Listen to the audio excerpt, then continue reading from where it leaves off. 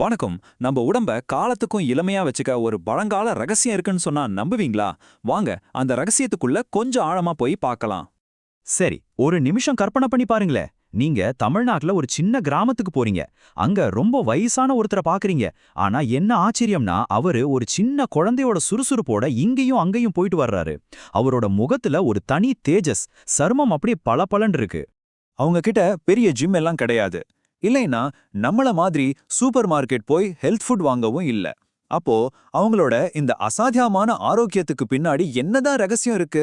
வாங்க, அந்த ரகசியத்தை தான் நம்ம இப்போ உடைக்க போறோம். சித்தர்களோட அந்த ஹெல்த் சீக்ரெட்டோட ஆணி வேறையே புரிஞ்சுக்கணும்னா முதல்ல நம்ம உடம்புக்குள்ள இருக்கிற மூணு முக்கியமான டீம்மேட்ஸை பத்தி தெரிஞ்சுக்கணும். ஆமா, நம்ம உடம்பு ஒரு டீம் மாதிரி தான். அந்த டீம்ல முதல் ஆள் வாதம். வாதம்னா என்ன? சிம்பிளா சொன்னா இது மூவ்மெண்ட்டுக்கான எனர்ஜி. அதாவது நம்ம உடம்புல நடக்கிற எல்லா அசைவுகளுக்கும் இவர்தான் காரணம். நம்ம விடுற மூச்சுல இருந்து நம்ம மனசுல ஓடுற எண்ணங்கள் வரைக்கும் எல்லாத்தையும் கண்ட்ரோல் பண்றது இந்த வாதம் தான். ரெண்டாவது டீம்மேட் பித்தம். இது நம்ம உடம்போட ஃபயர் எலமெண்ட், அதாவது செரிமானத்துக்கான சக்தி. இது நம்ம உடம்புக்குள்ள இருக்கிற ஜீரண நெருப்புனே சொல்லலாம். நாம என்ன சாப்பிட்டாலும் அதை எரிச்சு சக்தியா மாத்துற வேலையை பார்க்கறது இந்த பித்தம் தான். கடைசியா மூணாவது ஆள் கபம். இது நம்ம உடலோட ஸ்ட்ரக்சர், அதாவது கட்டமைப்புக்கான எனர்ஜி. நம்ம உடம்புல இருக்கிற எல்லாத்தையும் ஒன்னா பிடிச்சு வச்சிருக்கிற ஒரு பசை மாதிரி இது. அதே சமயம் உடம்ப கூலாவும் வச்சுக்கும். இப்போ விஷயம் என்னன்னா, சித்தர்கள் என்ன சொன்னாங்க தெரியுமா?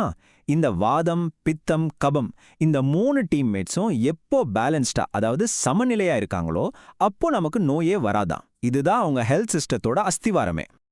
ஓகே, கேட்க நல்லா இருக்கு. ஆனா இந்த பேலன்ஸை அடையிறது எப்படி?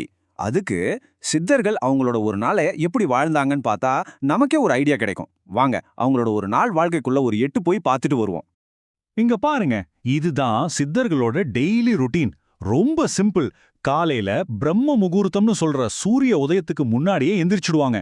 எக்ஸசைஸ்க்கு அஷ்டாங்க யோகா, அப்புறம் நம்ம உடம்புல இருக்கிற பிரஷர் பாயிண்ட்ஸை தூண்டுற வர்மக்கலை. சாப்பாடு ரொம்ப பியோரான சாத்விக உணவு மட்டும்தான். தண்ணி குடிக்கிறதா இருந்தா மூலிகை போட்ட வெதுவெதுப்பான நீர் தான்.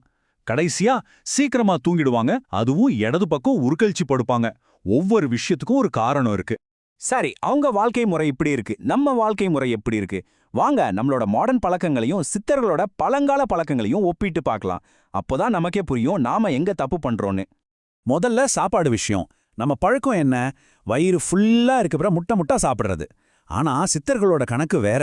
அவங்க என்ன சொல்றாங்கன்னா, வயிற்றுல பாதி அளவுக்கு சாப்பாடு, 1/4 பங்குக்கு தண்ணி, மீதி 1/4 பங்கு காத்து போயிட்டு வர்றதுக்கு காலியா விடணுமா.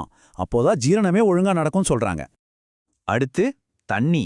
நம்மள பல பேர் சாப்பாடோட சேர்த்து ஜில்லுன்னு ஐஸ் வாட்டர் குடிப்போம் இல்லையா?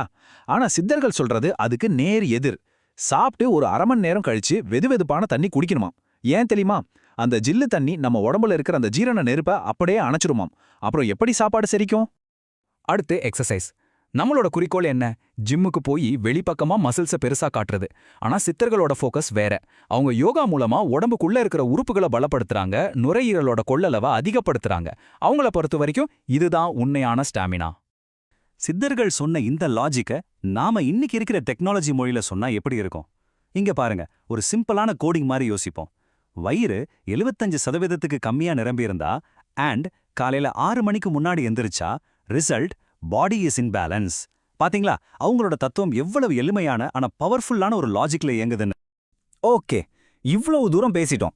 இதை எப்படி நம்ம வாழ்க்கையில கொண்டு வரது? அதுக்கு ஒரு சிம்பிள் ஸ்டார்டிங் பாயிண்ட் இருக்கு. நம்ம உடம்ப ஒரே நாளில் ரீசெட் பண்றதுக்கு சூரியனை ஃபாலோ பண்ற ஒரு மீல் பிளானை இப்ப பார்க்கலாம். இதோ பாருங்க, இது ஒரு நாள் சித்தமுறை உணவு திட்டம்.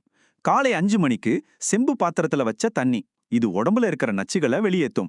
காலை 9 மணிக்கு சிறுதானிய கஞ்சி, இது நாள் முழுதும் கொஞ்சம் கொஞ்சமா எனர்ஜியை கொடுக்கும். மதியம் 1 மணிக்கு, அதாவது நம்ம ஜீரண சக்தி உச்சத்துல இருக்கும்போது, கைக்குத்தல் அரிசி சாதம், கூடவே கொஞ்சம் கசப்பு சுவையுள்ள காய்கறிகள். சாயங்காலம் 7 மணிக்கு ரொம்ப லைட்டா ஒரு சூப் அல்லது வேக வச்ச காய்கறிகள். இது தூங்குறதுக்கு முன்னாடி ஈஸியா ஜீரணமாயிடும். அப்போ இதுல இருக்கிற முக்கியமான ரூல் என்ன? நம்மளோட பெரிய மீல், அதாவது மதிய சாப்பாடு சூரியன் தலைக்கு மேல இருக்கும்போது சாப்பிடணும். நம்மளோட கடைசி மீல் சூரியன் மறையறதுக்கு முன்னாடியே ரொம்ப லைட்டா இருக்கணும். சிம்பிளா சொன்னா, நம்ம சாப்பிடுற நேரத்தை சூரியனோட இயக்கத்துக்கு ஏற்ற மாதிரி மாத்திக்கிறோம், அவ்வளவுதான்.